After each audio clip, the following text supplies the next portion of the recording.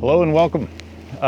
Jen and I have come out to the Crooked River out here in Central Oregon for a few days of some nice relaxing camping and try to get some fishing in. And we got in a little bit later yesterday, and so we just set up camp and had a nice dinner and a relaxing time. But now today the sun is shining and it's a beautiful day, and we're going to try to see what happens. But you know, reading the fishing reports and looking at the river levels and stuff, this river is pretty high. It's I would say above what most people would normally fish it at. But I figure, you know, trout still have to eat, so it's worth a look.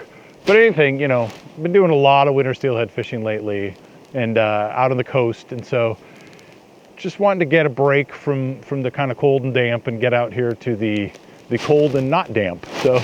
But it's supposed to be a beautiful day today, and looking forward to that. So we've got a fun trip ahead, and yeah, I used to fish this river a lot when I was younger, a lot, and I have a kind of fun idea around that about how I wanted to kind of approach this and this video in particular, and yeah, I'm excited to show you. So should be a fun adventure, and we've got some nice things planned. So we'll see what happens.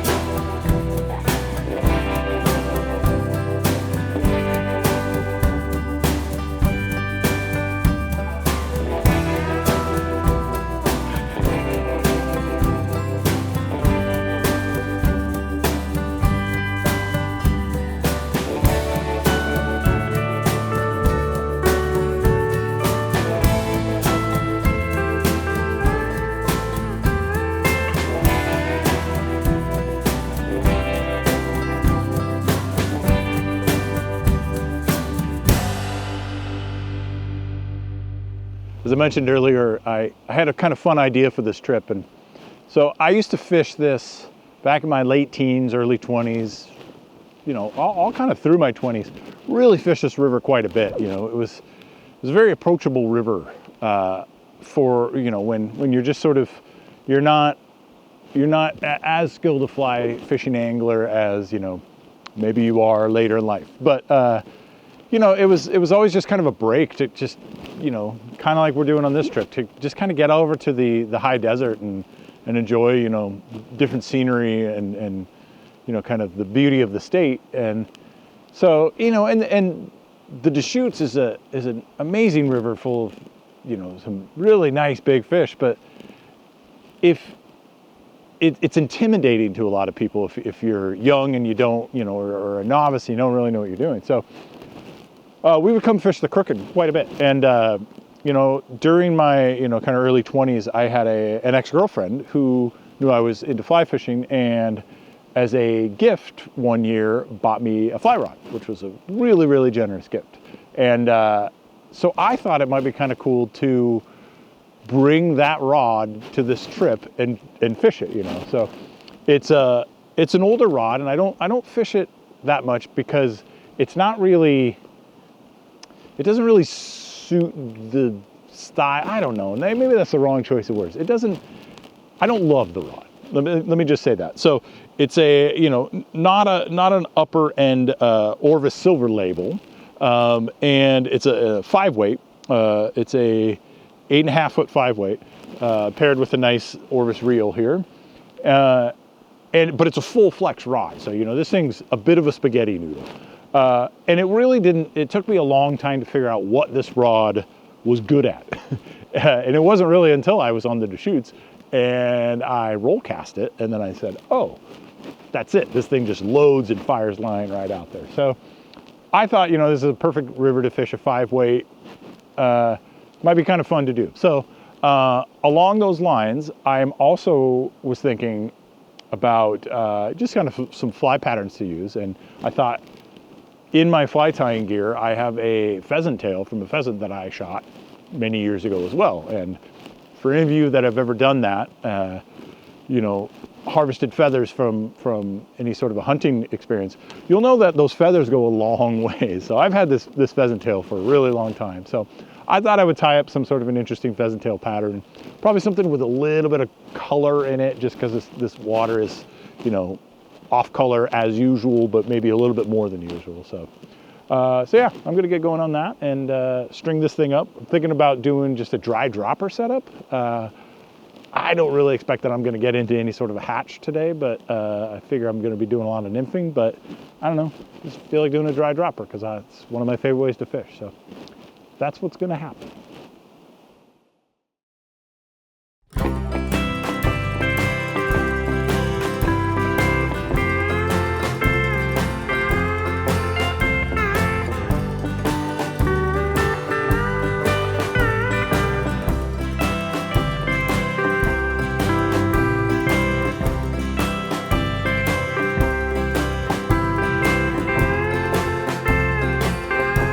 This is not a particular pattern that I'm tying, just a version of a beadhead pheasant tail nymph. I realized after the fact that I skipped wrapping the body of this nymph in wire to add some extra strength to the fly. I had it out on the table, but it must have slipped my mind.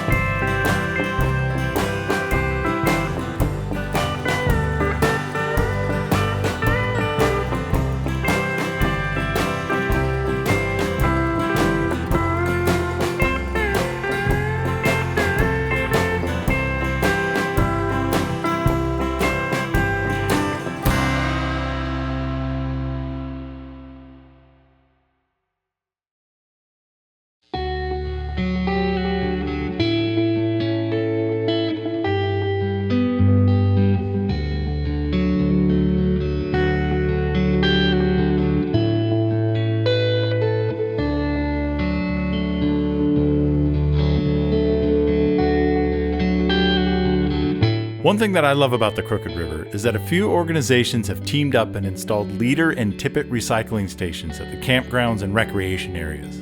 I think this is a forward-thinking approach to dealing with the waste byproduct produced by the sport of fly fishing.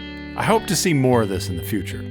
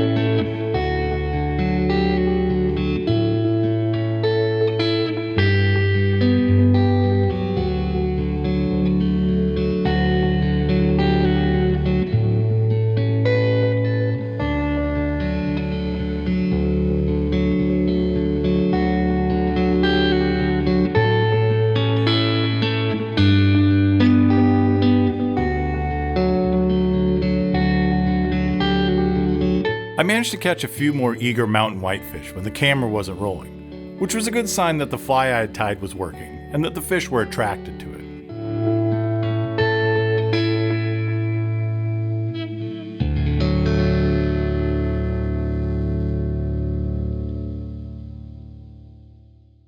Well, that day of fishing went exactly the way I thought it was going to go.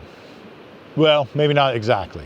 I actually thought I was going to catch no fish with the water levels being the way they are. But to catch a couple whitefish was pretty nice. It was nice to not get skunked.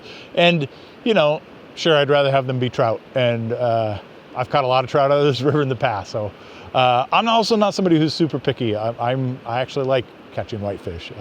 They're a really cool fish. And, you know, they're a beautiful native species that live in some really, really beautiful rivers. So, yeah, so to do all that on a fly that I tied this morning with pheasant tail feathers of a bird that I shot a number of years ago, with an old rod that was given to me a number of years ago, on a river that I fished a number of years ago pretty avidly, that's all pretty neat. And makes me really want to think about coming out here a little bit more often.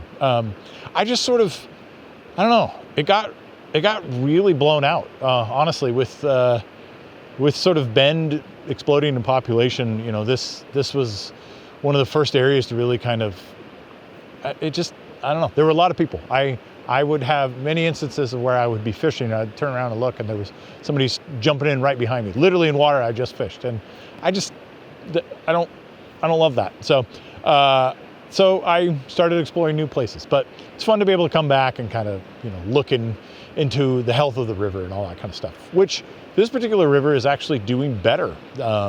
It got hit hard from drought, all that kind of stuff, and kind of some poor water management, but it's seemingly in a better place now. But anyway, we are going to make some dinner right now. So it's time to get a fire going for a fun fire-cooked meal.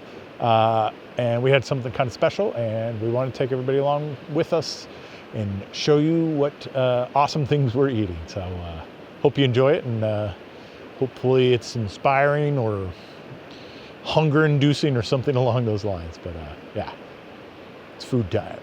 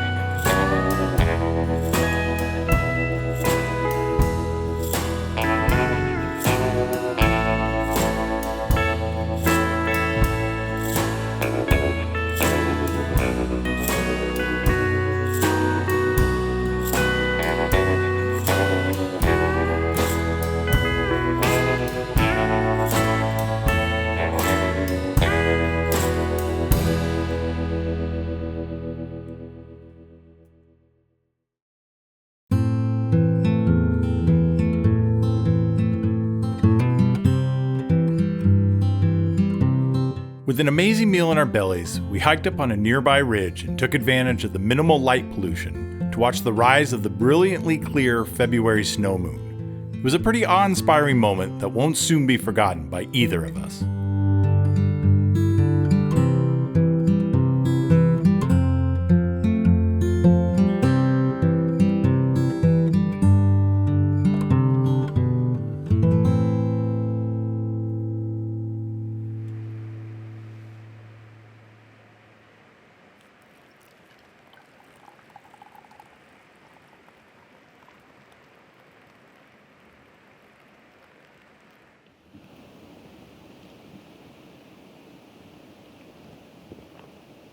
Well, we're packing her up.